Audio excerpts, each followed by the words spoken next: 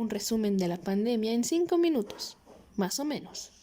Todo comenzó un 31 de diciembre del 2019 en Wuhan, China, donde se dio el primer caso de COVID-19 bajo el entendimiento de que era una neumonía de origen desconocido, siendo reportado a la OMS ese mismo día.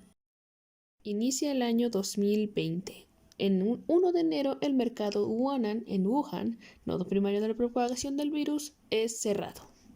El 18 de enero del 2020 ya había 200 casos confirmados de nuevo coronavirus, además de ya haber la primera víctima mortal. A pesar de haber aislado totalmente la ciudad de Wuhan por 76 días, no se pudo contener el brote y este terminó en Taiwán con una turista china, además de que los casos de COVID-19 se expandieron por las ciudades de Pekín y Shenzhen. Se dijo que el virus había cruzado la barrera de las especies y provenía de los animales infectados en un mercado de mariscos y vida silvestre en Wuhan.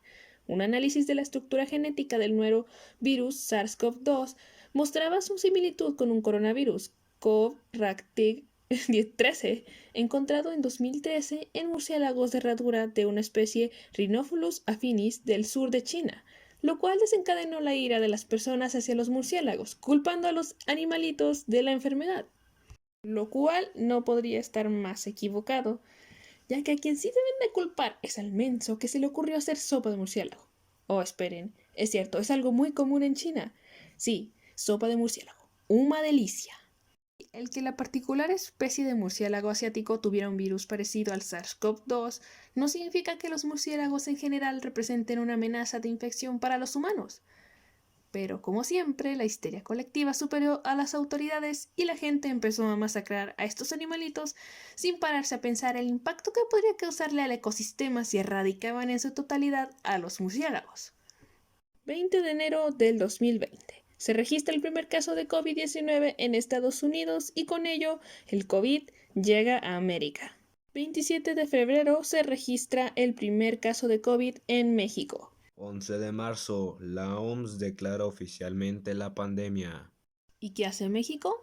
El 14 de marzo, la Secretaría de Educación Pública, por sus siglas SEP, adelantó el periodo de vacaciones de Semana Santa, extendiéndolo a un mes, del 23 de marzo al 20 de abril, en todas las escuelas de todo el país, suponiendo que las personas se quedarían en casa y obedecerían las medidas de seguridad. ¿Pero eso sirvió de algo? No, para nada.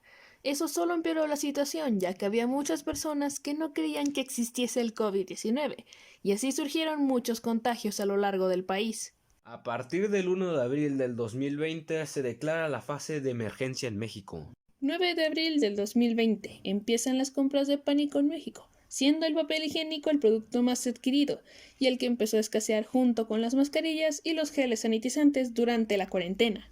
Del 1 al 28 de junio, Ciudad de México es declarada en semáforo rojo.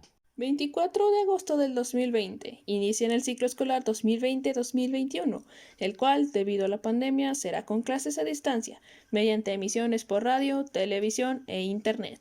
Y durante este periodo de tiempo en el que las clases fueron en línea, el conectarse a las clases en Zoom era lo cotidiano, pero nunca faltaban los troleros de Zoom, personas que entraban a alguna clase de Zoom y para darle un toquecito de humor a las monótonas clases virtuales compartían sus pantallas con la opción de Zoom y ponían videos a veces chistosos y a veces con contenido not safe for work. 24 de diciembre del 2020 inician las campañas de vacunación contra el COVID-19 en México, pero aún se mantienen las medidas de seguridad, las cuales hacen que las vacaciones navideñas sean un tanto solitarias y divididas. Año 2021. El 7 de mayo del 2021, la Ciudad de México pasa a semáforo amarillo. 30 de agosto del 2021, las escuelas abren sus puertas para el regreso a clases presenciales de forma mixta, pero no obligatoria.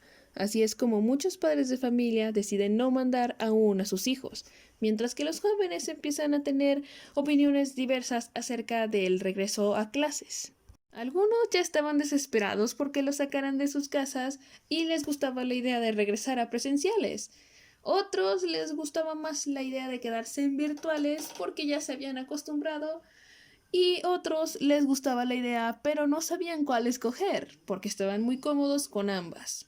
31 de agosto del 2020. Ya hay 33 millones de personas vacunadas contra el COVID-19 con esquema completo. Año 2022.